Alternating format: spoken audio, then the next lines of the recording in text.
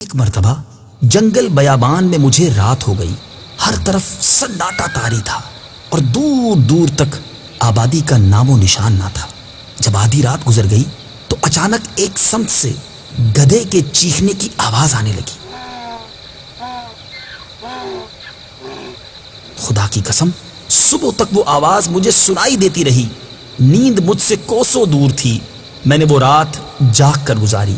صبح ہوتے ہی میں اس سمت چل دیا جہاں سے آواز آ رہی تھی. وہاں پہنچا تو ایک عجیب و غریب منظر دیکھ کر میں حیران رہ گیا.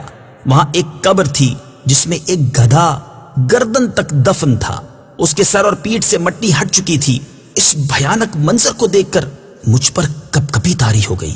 مجھے وہاں کچھ دور 2 جھونپڑیاں نظر آئیں. میں نے وہاں پہنچ کر بلند آواز سے سلام کیا. جھونپڑی سے ایک نوجوان عورت اور ایک بڑھیا باہر آئی. میں نے ان سے گدھے اور قبر کے متعلق پوچھا. انہوں نے کہا اگر تم اس کے متعلق نہ پوچھو تو کیا حرج ہے. میں نے کہا میں اس بھیانک منظر کے متعلق ضرور دریافت کروں گا. برائے کرم مجھے صورتحال سے آگاہ کر دیجئے.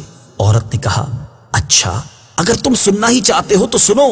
خدا کی قسم وہ گدھا جو تم نے قبر میں دفن دیکھا وہ میرا شوہر اور اس بڑھیا کا بیٹا تھا. قسم ہے اس ذات کی جس نے گزشتہ رات تمہیں یہ منظر دکھایا. میرا یہ شوہر اپنی ماں کا بہت زیادہ نافرمان تھا. میں نے اس سے زیادہ ماں کا نافرمان دنیا میں کوئی نہیں دیکھا. جب بھی اس کی ماں اسے کسی بری بات سے منع کرتی تو وہ اس سے اس طرح بد کلامی کرتا اور کہتا کفا ہو جاؤ، کیا گدھی کی طرح چیخو پکار کر رہی ہے، جا مجھے تیری بات نہیں سننی. آخر کار دکھیاری ماں نے تنگ آ کر کہا اللہ تعالیٰ تجھے گدھے کی طرح بنا دے. جب یہ نافرمان مر گیا تو ہم نے اسے دفنا دیا. جس دن ہم نے اسے دفنایا اسی دن سے یہ گدھے کی شکل اختیار کر گیا. ماں کا نافرمان اور اپنی ماں کو گدھی کہنے والا اب روزانہ اپنی قبر میں گدھے کی طرح چیختا ہے اور ہر رات اس کی قبر سے یہ آواز سنائی دیتی ہے.